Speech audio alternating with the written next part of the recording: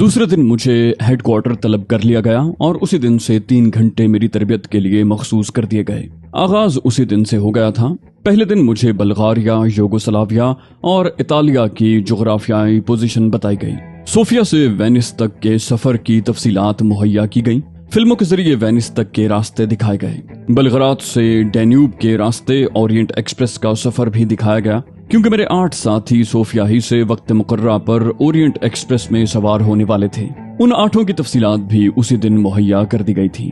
वैसे ये सब मेरे लिए अजनबी थे, लेकिन तस्वीर के जरिए मुझे उनसे पूरी तरह रूशनास करवा दिया गया था। ये 3 घंटे बेहद मुशक्कत के थे। मुझे ये सारी तफसीलात ज़हन नशीन करना थी, क्योंकि मुझे ये इत्तला मिली थी कि रवाना होने से कबल मेरा इम्तिहान भी लिया जाएगा।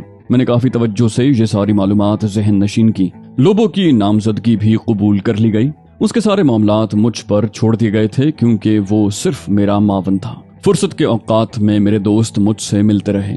3 दिन गुजर गए, लेकिन नाइमा बर्क से मेरी मुलाकात नहीं हुई थी। तीसरे दिन मैंने उसकी गैर हाजिरी को महसूस करके उसे फोन किया। एक मुलाजिमा ने फोन उठाया। मैंने पूछा, नाइमा कहाँ है? उसने कहा, डॉक्टर के पास गई हैं जनाब, अभी तक उनकी तबीयत ठीक नहीं। मैंने पूछा, खैरियत क्या हो गया है उन्हें? मुलाजिमा ने कहा, सख्त बुखार में मुब्तला हैं 3 दिन से। इससे कबल डॉक्टर यहाँ आता रहा है, लेकिन आज वो खुद चली गई हैं। मैंने कहा, कमाल है, मुझे इत्तला नहीं थी, मैं पहुंच रहा हूँ। मैंने फोन रख दिया। उस मुजाहिदा से मुझे बहुत उनसियत हो गई थी और अक्सर मैं उसके बारे में सोचता रहता था। बहरहाल जब मैं उसके फ्लैट पर पहुंचा तो वो वापस आ चुकी थी। उसका चेहरा उतरा हुआ था। मुझे देखकर उसके लबों पर फीकी सी मुस्कुराहट फैल गई।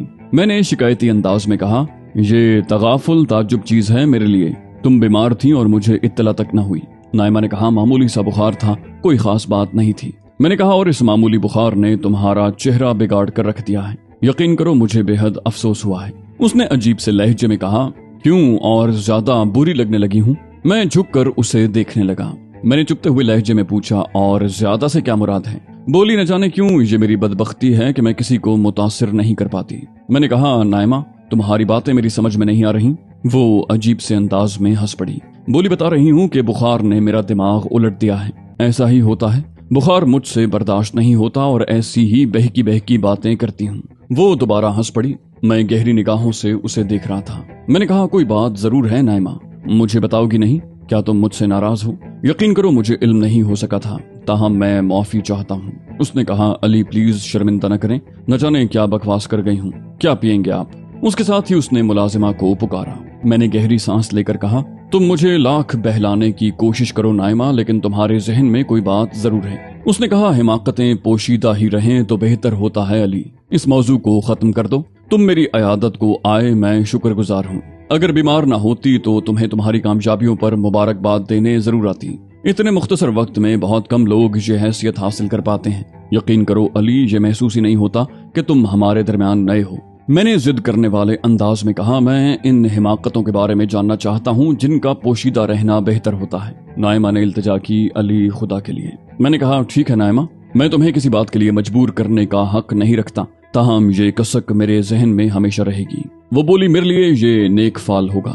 इस तरह मैं तुम्हें कभी कभी याद तो आती रहूंगी। वैसे लोग तुम्हारी एक और जुर्रत पर तबसरा कर रहे हैं। मैं सवालिया अंदाज में उसे देखता रहा। बोली, तुमने अपने नायब के लिए किसी तजर्बाकार शख्स के बजाय लोबो का इंतखाब किया है, जो इन मामलात में कोई तजर्बा नहीं रखता, बल्कि एक सादा सा इंसान है। मैंने कहा, किसी को इस पर एतराज तो नहीं है? बोली, नहीं, एतराज किसी को नहीं है। इस फैसले के बारे में लोगों के मुतजाद ख्यालात हैं। कुछ लोग इसे हद से बड़ी हुई खुद एतमादी करार दे रहे हैं और कुछ ना तजर्बाकारी। हद से बड़ी हुई खुद एतमादी इसलिए कहा जा रहा है कि उमूमन ऐसे मौके पर तजर्बाकार अफराद मुंतखब किए जाते हैं ताकि बाहमी मशवरे से किसी खतरे का एहतमाल खत्म हो जाए। लेकिन तुम अपने काम से बेहद मुतमईन हो और तन्हा सब कुछ कर लेने की कुव्वत रखते हो।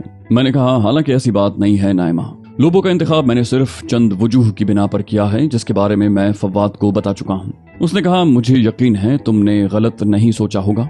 वैसे सच बता दूं, थोड़ी सी बददिल मैं भी हूँ। मैंने ताज्जुब से पूछा, क्यों? नाइमा ने कहा, मैं खुद भी तुम्हारे साथ इस मुहिम में जाने वाले उम्मीदवारों में से थी। मैंने कहा, ओ ताज्जुब है नाइमा। वैसे यकीन करो कि मैं किसी कीमत पर यह न करता। मैं जिंदगी और मौत को यकसां समझता हूँ।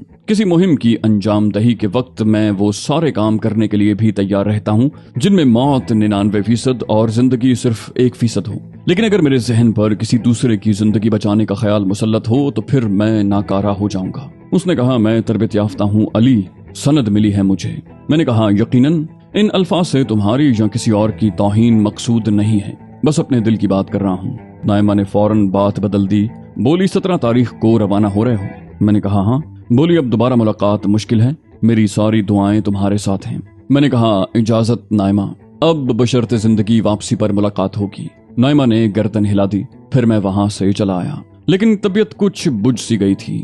اتنا احمق میں بھی نہیں تھا کہ نائمہ کی باتوں کا مفہوم نہ سمجھ پاتا۔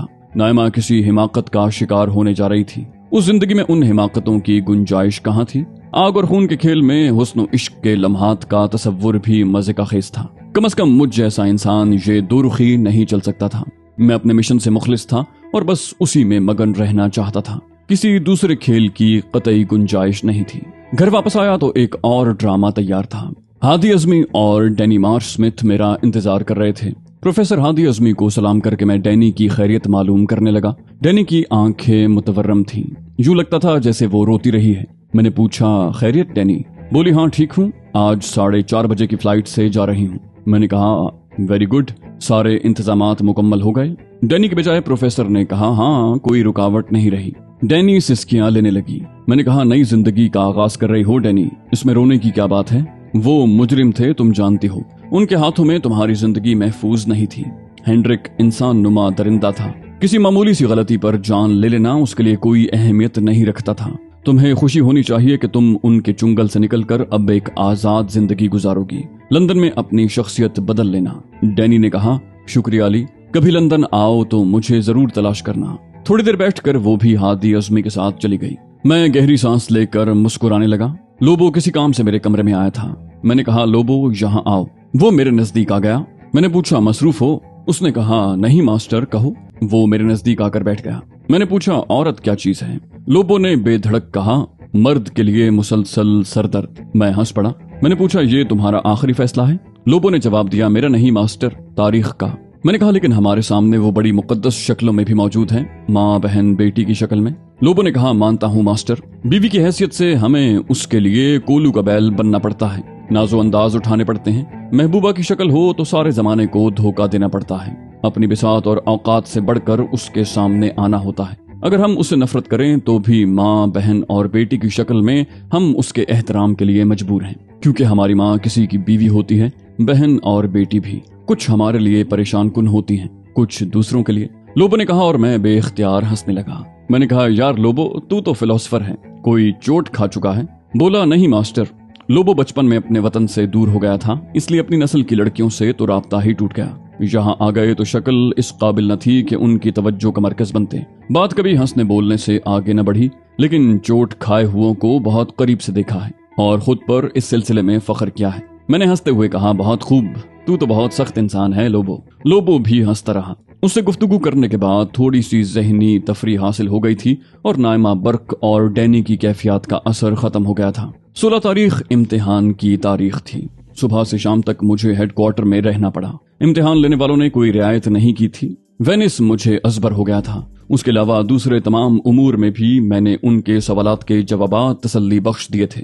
بس ایک گرہ تھی میرے ذہن میں کہ کاش اس شخصیت کے بارے میں کچھ معلوم ہو سکتا، لیکن اس کا کوئی امکان نہیں تھا۔ تاہم میں نے فیصلہ کر لیا تھا کہ اپنے طور پر اس سلسلے میں کوشش کروں گا اور اسے کھوج نکالوں گا۔ 17 تاریخ کو میرے تمام دوستوں نے مجھ سے ملاقات کی اور دوپہر تک یہ سلسلہ جاری رہا۔ نائمہ برق نہیں آئی تھی۔ فواد نے بتایا کہ وہ بخار کا شکار ہے۔ میں نے اس کے بارے میں کسی جذبے کا اظہار نہیں کیا اور پھر رات کو میں اور لوبو ایئرپورٹ چل پڑے۔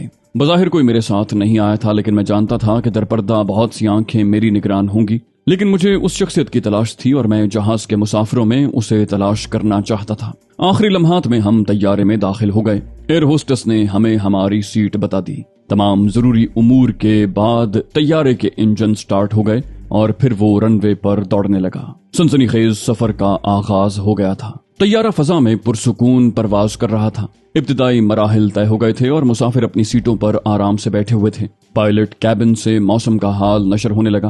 اسپیکر سے پائلٹ کی آواز سنائی دے رہی تھی۔ ہوسٹس مسافروں سے ان کی ضروریات پوچھتی پھر رہی تھی۔ मेरी बेचैन निगाहें मुसाफिरों का जायजा ले रही थीं। मैं दरमियानी सीट पर था और ज्यादा फासले तक नहीं देख सकता था। दिल तो चाह रहा था कि पायलट कैबिन के दरवाजे से लेकर पीछे तक का एक चक्कर लगाकर एक एक मुसाफिर की शक्ल देख लूं, लेकिन ये मायूब और मशकूक बात होती। बड़ी गैर यकीनी कैफियत थी। मुझे इस बात का अंदाजा था कि हेडक्वार्टर में मौजूद बड़े अहमक नहीं हैं। उन्होंने हर बात सामने रखी होगी, यानी इस बात का इम्कान नहीं था कि उस पुरस्कार शख्सियत ने इस परवाज से सफर न किया हो। यकीनन इन्हीं लोगों में वो अहम शख्सियत मौजूद होगी। अगर वो शख्सियत किसी वजह से सफर न कर पाती तो मुझे रवाना न किया जाता, लेकिन वो इन मुसाफिरों में से कौन है? इसे एक तरद्दुद के अलावा कोई और ख्याल मेरे जहन में नहीं था। आइंदा पेश आने वाले हालात के लिए मैं बिल्कुल तैयार था। यूं भी तंजीम की तरफ से मुझे तमाम सहूलतें मुहैया कर दी गई थीं, लेकिन मुझे उनकी परवाह भी नहीं थी। वक्त और हालात ने मुझे हर हाल में गुजारा करने की कुव्वत अता कर दी थी। काफी देर तक मैं इस सिलसिले में गौर ख्वास करता रहा। फिर मैंने जहन झटक कर इस ख्याल को निकाल फेंका, बिला वजह इस कोशिश में सर खपाने से क्या फायदा? वक्त और हालात खुद ही उसे सामने ले आएंगे, बल्कि ये सस्पेंस तो दिलकशी का हामिल है, इससे लुत्फ अंदोज हुआ जाए। मैंने खामोशी से उकता कर लोबो से सवाल किया, क्या तुम सो रहे हो लोबो? उसने कहा, नहीं मास्टर, पूरी तरह जाग रहा हूँ, बस तुम्हारी सोच में मुखिल नहीं हो रहा। मैंने कहा, तुम खुद भी तो कुछ सोच रहे होगे? उसने कहा, कुछ भी नहीं, मैं ज्यादातर अपने जहन को आजाद रखता हूँ ताकि अगर कभी सोचना ही पड़ जाए तो दिमाग ताजा हो जाए। मैंने तवील सांस लेकर कहा, बिलाशुबा तुम हैरत अंगेज सलाहियतों के मालिक हो। मैं जूं तुम्हारे बारे में गौर करता हूँ हैरान हो जाता हूँ। लोबो ने कहा, गौर करने के यही नुकसानात होते हैं मास्टर। तुम्हारी सोच राई को पहाड़ बनाती रहेगी और जब सोचों के समंदर से निकलोगे तो राई राई ही होगी। मैंने हंसते हुए कहा, ओए फिलोसफर, बस मेरा दिमाग न खा। लोबो भी हंसने लगा। मेरी तवज्जो फिर मुसाफिरों की तरफ हो गई। लोबो ने सीट से टेक लगाकर आंखें बंद कर ली। मुसाफिरों में भांत भांत के लोग थे। मेरे दाहिने समत की सीट पर एक मोमर जोड़ा बैठा हुआ था। यूरोपियन थे। मोहतरमा तकरीबन 300 पाउंड वजन की मालिक थी और मोहतरम 140 से ज्यादा नहीं होंगे, लेकिन दोनों में जबरदस्त मुफाहमत नजर आती थी। इसका अंदाजा इस बात से होता था कि मोहतरमा की बारीक और सुरीली आवाज मुसलसल सुनाई दे रही थी और पास बैठे हुए हजरत बड़े सब्र सुकून से एक लफ्ज बोले बगैर उस बकवास को सुन रहे थे जो न जाने किस मौजू पर थी। उम्र दोनों की 60 और 65 से कुछ ऊपर ही होगी, लेकिन चेहरे हशाश बशाश थे। मोटी खातून के सुनहरे बाल मसनूई तौर पर घुंघरियाले बनाए गए थे। उन्होंने मेकअप भी इंतहाई नफीस किया हुआ था। बार बार कहकहा लगाकर हंसती थी और उनका साथ ही मुस्कुरा देता। उनसे आगे वाली सीट पर एक मैक्सिकन टाइप का शख्स बैठा हुआ था जिसकी लंबी लंबी मूछें थोड़ी तक लटकी हुई थी। चौड़ा जवान चेहरा था।